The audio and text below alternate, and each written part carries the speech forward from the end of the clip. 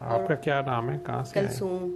कलसूम जी, कहाँ से आए? हरबंसपुरा से। अच्छा, लाहौर से ही हैं जी। जी, फरमाएं। मेरा कैंसर ठीक हुआ है, किस चीज़ का कैंसर? ब्रेस्ट का। ब्रेस्ट कैंसर था? जी। अच्छा, कितना अर्सा पहले की बात है? कब हुआ? ये पिछले रमज़ान मेरी शुआएं चल रही थी। रेडियोथेरेपी चल रही थी पिछले रमज़ान? जी। राइट साइड लेफ्ट साइड थी? राइट। राइट साइड पे था। जी। तो आप को हुमैरा का कैसे पता चला, कहाँ से पता चल गया? ये इनका घर हमारे घर के बिल्कुल सामने है। अच्छा, हम साए हैं। जी। तो इन्हें पता था कि आप शुआएं लगवा रही हैं, या ऑपरेशन भी हुआ? जी नहीं, सबसे पहले तो जब मैंने सूरत सुनी ना, इन्होंने सुनाई, मुझे बताया, तो उसके बाद फिर हम डॉक्टर के गए ना, तो उन्होंने कहा कि आपकी ना कीमो होगी, 8 कीमो होंगी, उसके बाद सर्जरी होगी, फिर शुआएं लगेंगी। लेकिन डॉक्टर ने मुझे बताया कि 4 कीमो के बाद मेरी गिल्टी गायब हो गई थी। और मैंने उसी वक्त ही अल्लाह का शुक्र अदा किया कि शुक्र है अल्लाह का, मुझे आराम आया गिल्टी से। तो फिर उन्होंने कहा कि आपका ये पूरा होगा, मतलब है जो इलाज चल रहा है, जैसे कंप्लीट करें आप। हाँ पूरा जी। करें। जी। किस हॉस्पिटल से हो रहा था? Cancer care. अच्छा, कैंसर केयर। बायोप्सी भी वहीं से हुई थी? नहीं, वो शालामार से। माशाल्लाह, वहाँ से। फिर वो कंप्लीट किया? हाँ जी। तो पहली कीमो से ही हुमैरा ने दुआ करा दी थी कि बाद में? कीमो से पहले ही दुआ करवाई थी। दुआ करा दी थी उन्होंने? जी। फिर चौथी कीमो तक की वो क्लियर हो गई? हाँ जी। गिल्टी थी नहीं, इतनी बड़ी थी, तीसरी स्टेज थी। फिर बस शुक्र, अल्लाह का शुक्र अदा करती हूँ कि अल्लाह मुझे दोबारा ज़िंदगी दी है, और मैं अपने बच्चों में आबाद हूँ, और किचन संभाल रही हूँ अब। तो वापस अपनी सीट पे आ गई? हाँ जी। अल्लाह का बड़ा करम है, बादशाह अपने तख्त पे। और इन्होंने मुझे जैसे जैसे कहा मैं वैसे करती गई। एक दफ़ा मेरी बीच में बड़ी तबीयत ख़राब हुई। कैसे कैसे करने को कहती हैं ये? तबीयत कैसे ख़राब हुई? तबीयत जब मेरी वो ड्रेन बंद होगी ना, सर्जरी हुई, हाँ जी। तो मुझे सारी रात मुझे बड़ी पेन थी। तो इसके बाबा सो गए पास, और मेरे बच्चे थे वो पास, वो मुझे तकिए वगैरह लगा के, मामा आप कोशिश करें सोने की, लेकिन मुझे नींद ही नहीं थी आ रही। तो मैंने कह दिया कि आप सो रहे हैं और मुझे इतनी तकलीफ़ है। तो अगले दिन जब मेरी इनसे मुलाकात हुई हुमैरा जी से, तो इन्होंने कहा कि आपको किसी पे प्यार आता है? तो मैंने कहा मुझे तो अब सब पे गुस्सा आ रहा है। तो कहती हैं नहीं फिर भी आप बताएं, सोचें। तो मैंने कहा कि ऐसे ऐसे मैंने ना अपने शोहर को ऐसे ये वाले लफ्ज़ कहे हैं। तो इन्होंने कहा वो आपको पकड़ के, हाथ पकड़ के लेके जा रहे हैं, मैं चल नहीं सकती थी, गिर जाती थी। तो हो सकता है उनकी तबीयत ख़राब हो, और आपने उनको नहीं था कहना, टेस्ट तो आपका था, उनका नहीं था। तो मियाँ भी सैयद ही होता है। तो मुझे तो अब बड़ा ही डर लगता है। तो अपने बड़ों को भी मैं कहती हैं अपने बड़ों से ऊपर आवाज़ नहीं करनी, नीचे ही रखनी है। ये सारा जैसे इन्होंने मुझे कहा मैं वैसे ही करती गई। मियाँ भी सैयद ही होता है? हाँ जी। ये हुमैरा ने बताया आपको? हाँ जी। अच्छा, बहुत खतरनाक मौलवी है ना, देखें नया ही फतवा गाड़ दिया है। अच्छा, सारी दुनिया के मियाँ खुश हो गए हैं। फिर मियाँ मतलब हस्बैंड की बात कर रही है ये, उजाद बरादरी वाले मियाँ नहीं? ठीक। बाबा बस यही शुक्र है अल्लाह का कि मुझे आराम आया। आराम आया। और मैं वीडियो आपकी जैसे जैसे देख रही थी ना, बच्चे मुझे लगा देते थे और मुझे सुकून मिलता था। ठीक। तो अब आप आगे दुआ करा रही हैं लोगों को, अपनी मैंने मिसाल तो देती पागलों हैं। की तरह हॉस्पिटल में बताया है, रास्ते में जैसे जैसे मैं जा रही थी ना, कैंसर वैसे केयर वैसे। हॉस्पिटल में बता रही हैं? हाँ, सबको। ऐसे मेरे साथ 10 पेशेंट भी बैठे हुए हैं ना, जो मेरे साथ है, मैं उसको बता रही हूँ, वो आगे होके ऐसे करके, जिन्होंने बात लेनी थी वो ऐसे सुन रहे थे। सारों को बताया? हाँ जी। तो वहाँ जब भी जाती हैं ये बताती हैं? हाँ डॉक्टर्स जी। भी पूछते हैं कि आपके इतने अच्छे रिजल्ट्स क्यों हैं या क्या है? वो तो मैंने आपकी वीडियो देखी थी ना, कि आपने डॉक्टर को भी नहीं कहना कि नहीं ये मुझे सुरर रहमान से ये आराम है। डॉक्टर जो होते हैं वो भी मसीहा होते हैं, तो मैंने इसलिए नहीं, उन्हें बताने हैं, उन्हें उन्हें बताना वैसे बताना है कि मैंने साथ ये सुनी है। जी। आप लोगों का शुक्रिया, आप लोगों ने बड़ी मेरे पे मेहनत की है, बड़ा आपका शुक्रिया। जी। लेकिन मैं ना साथ ये भी बता रही थी, आप लोग भी अपने मरीजों को ये बता दिया करें। जी। ठीक है? वैसे 3 मंथ के बाद मैंने फिर जाना होता है। हाँ तूने तो बताया मैं जब करें, भी जाती हूँ मैं ऐसे बताती हूँ। सारों को बताया करें, छेती हो चौकीदार कह दें कि माई अंदर ना आवे।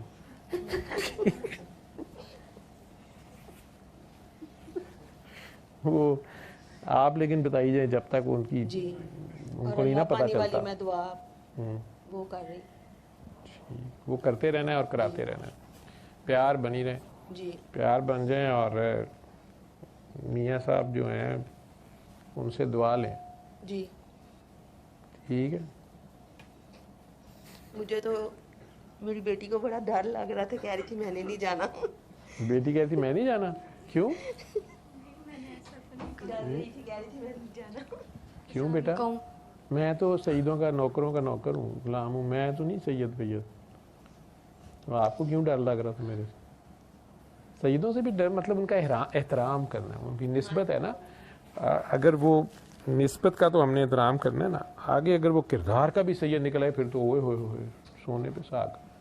अब आपके पीछे 2 खवातीन बैठी हैं, ठीक है, उनमें से एक जो है ना वो बड़ी डाडी सैयद है, ठीक, तो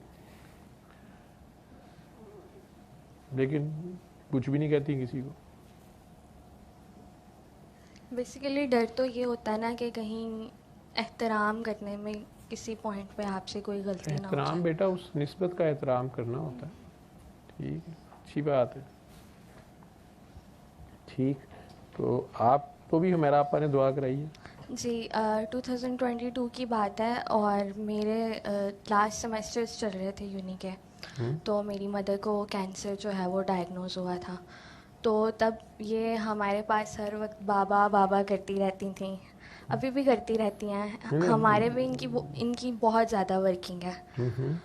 मतलब ऑलमोस्ट हमारे वहाँ नेबर्स में सबको जिसको भी इन्होंने दुआ का कहा ना, बहुत कम लोग हैं, मतलब जो मेरे ख्याल में शायद 2 ही लोग हैं हम जो दुआ करते हैं इनसे, जी। बाकी दरवाजा बंद कर लेते होंगे, भाई आ गई जे बाबा बाबा कर। स्टार्टिंग में तो वैसे ऑनेस्टली मैं भी चिढ़ खाती थी इनसे, खाती थी ये क्या आ जाती है। लेकिन फिर वो समझते समझते काफ़ी टाइम लग गया चीज़ों को। मैं जब मम्मा को कैंसर डायग्नोज हुआ था तो तब ये था कि घर में मैं बड़ी सिस्टर हूँ, तो सारी रिस्पॉन्सिबिलिटीज़ भी आ गई थी घर की, घर के सारे काम और फिर स्टडीज़। तो मुझ में बहुत ज़्यादा एंगर इश्यूज होने शुरू हो गए थे, डिप्रेशन था और कुछ अल्लाह ताला से भी लड़ाइयाँ चल रही थी कि मेरी ख्वाहिशात नहीं पूरी हो रही। तो बस फिर वो एक एक पॉइंट करते करते जैसे जैसे इन्होंने फिर एक्सप्लेन की चीज़ें, पॉइंट्स खोले कि मैं अपनी ख्वाहिशात के पीछे भाग रही थी, अल्लाह की रज़ा में राज़ी नहीं हो रही थी। तो फिर वो एक एक पॉइंट जैसे जैसे क्लियर होता गया, वो फिर काफ़ी सिचुएशंस जो हैं वो बेहतरी की तरफ जाती गई। और यूनी कंप्लीट हुई तो घर वालों ने, फैमिलीज़ ने, सबने कहा कि अब इसकी एज हो गई है, इसकी शादी कर दें। तो फिर आंटी हुमैरा ने सबको समझाया, उनको कहा कि नहीं अभी उसकी इतनी भी एज नहीं है, उसको आगे जॉब करने दें, उसका कैरियर उसको सेटल होने दें। देन फिर हम लोग लास्ट टाइम लिल्ला शरीफ उर्स पे गए। वहाँ पे अभी हम लोग एंटर ही हुए हैं और आधे घंटे के बाद या 1 घंटे के बाद ऑलमोस्ट, मुझे आइडिया भी नहीं था, मेरे भाई हैं उन्होंने मेरी सीवी कहीं कहीं शेयर की हुई थी, मुझे तो बिल्कुल भी आइडिया नहीं था। तो एकदम से मुझे इंटरव्यू के लिए कॉल आती है और उन दिनों में बस मेरा यही था कि अब मेरी जॉब स्टार्ट हो जाए। मैं अपना कैरियर आगे करना चाह रही थी कि बस कहीं ना कहीं से कुछ तो स्टार्ट हो। और वो मेरे लिए सबसे बेस्ट मोमेंट था। मैं वहाँ पे थी लिल्ला शरीफ में और मुझे इंटरव्यू की कॉल आती है, वो कहते हैं बस आप नेक्स्ट डे ही आ जाएं। नेक्स्ट डे मैं इंटरव्यू के लिए चली तो जाती हूँ। अब मुझे स्ट्रेस भी था कि मेरा फर्स्ट एक्सपीरियंस है, फर्स्ट इंटरव्यू है और मुझे तो कुछ आता भी नहीं है। लेकिन अच्छा रहा इंटरव्यू। उसके बाद फिर जॉब स्टार्ट हुई। फिर इसी तरह से बल्कि जॉब स्टार्ट करने से पहले इन्होंने मुझे अली हक भी कराया था, मेरे लिए एक रिश्ता भी आया था।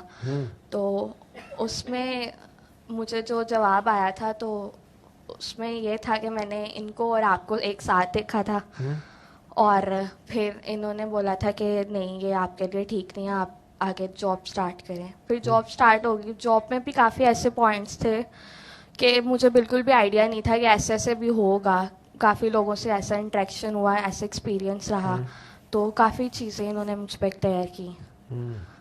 एक पॉइंट तो ऐसा आया था कि मैं बिल्कुल बैक स्टेप लेना चाह रही थी।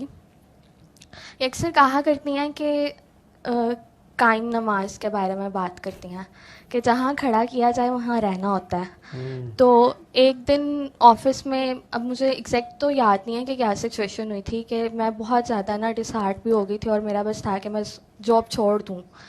मैंने इनको कॉल की और इनको मैंने कहा मेरा दिल है कि बस मैं यहाँ से ना अभी भाग के आ जाऊँ घर। फिर उन्होंने मुझे समझाया कॉल पे कि नहीं, अपनी जगह नहीं छोड़नी होती, बिल्कुल भी नहीं छोड़नी होती। इसी को तो कायम नमाज कहते हैं, जहाँ खड़ा किया जाए वहाँ पे होना पड़ता है। वो उसके बाद चीज़ें आहिस्ता आहिस्ता मुझ पर बहुत क्लियर हुई, इतने चेंजेस आए, एंगर इश्यूज, डिप्रेशन, और फिर अल्लाह ताला की रज़ा में खुश रहना। मेरी हमेशा यही लड़ाई रहती थी कि जो मुझे चाहिए वो मुझे क्यों नहीं मिल रहा। बड़ी तो छोटी बस सी उम्र में इतने बड़े बड़े सबक आपने ले लिए। तो अल्लाह मियाँ से पहले लड़ाई रहती थी कि जो मैं मांगती हूँ वही क्यों नहीं मुझे मिलता। जी जो बिल्कुल। मैं चाहती हूँ वही चीज़ नहीं मिलती है। बस फिर वो जिद भी छोड़ दी। और कोई ऐसी चीज़ें निकली जो बाद में वक्त गुजरने के बाद आपने कहा अच्छा ही हुआ मुझे नहीं मिली थी? हाँ, बहुत कुछ निकला ना। जी वो अल्लाह करीम को ज़्यादा पता होता है कि क्या सही है क्या गलत है आने वाले वक्त के लिए, इसके लिए क्या बिल्कुल। ठीक है। तो बच्चा, ये इंसान एक छोटे बच्चे की तरह बस उसे लगा होता है कि अल्लाह को क्या फ़र्क पड़ता है, अभी कर दिया, ऐसे कर दिया, वैसे कर दिया, लेकिन वो इवन के जी अभी भी कुछ पॉइंट्स ऐसे होते हैं जहाँ पे मैं स्ट्रक भी हो जाऊँ तो मुझे खुद को भी नहीं पता होता। अब तो मुझे हमेशा ये होता है कि पहले ये कॉन्सेप्ट था कि घर वालों की तरफ से मिला था कि कुछ भी बुरा हुआ ना, किसी ने कुछ कर दिया है तो अब जब भी कुछ बुरा होता है ना तो सबसे पहले खुद पे ध्यान देती हूँ कि मैंने कहाँ पे मिस्टेक किया है। किसी का कीता कराया नहीं, अपने ही कीता आपने ही तक निकल आता है ना फिर। बिल्कुल। और कुछ पॉइंट्स तो ऐसे होते हैं जो मुझे भी नहीं समझ में आ रहे होते मैंने कहाँ पे मिस्टेक किया है, लेकिन फिर मैं इनसे बात भी नहीं करती हूँ, आंटी से बात भी नहीं करती हूँ, इनको पता चल जाता है कि मैं कहाँ पे मिस्टेक कर रही हूँ। फिर ये मुझे प्रॉपर पॉइंट्स जो हैं वो क्लियर करती हैं कि आपने ऐसे भी किया, ऐसे भी किया, देन फिर वो चीज़ें ठीक करना। और फिर इसी तरह से अभी चल रहा है, अभी खुद पे वर्किंग चल रही है। ठीक है, मतलब है हुमैरा जी आप बड़े लकी हो, आपको हुमैरा जैसे ही जी बिल्कुल टीचर की मिल गई है। ये बड़ी हम्बल, मतलब पेशेंस बड़ी है इसमें। No doubt. ठीक है ना। तो चलो प्यार प्यार से चला रही हूँ। आपका क्या नाम है? रमशा। रमशा, ठीक है। आपके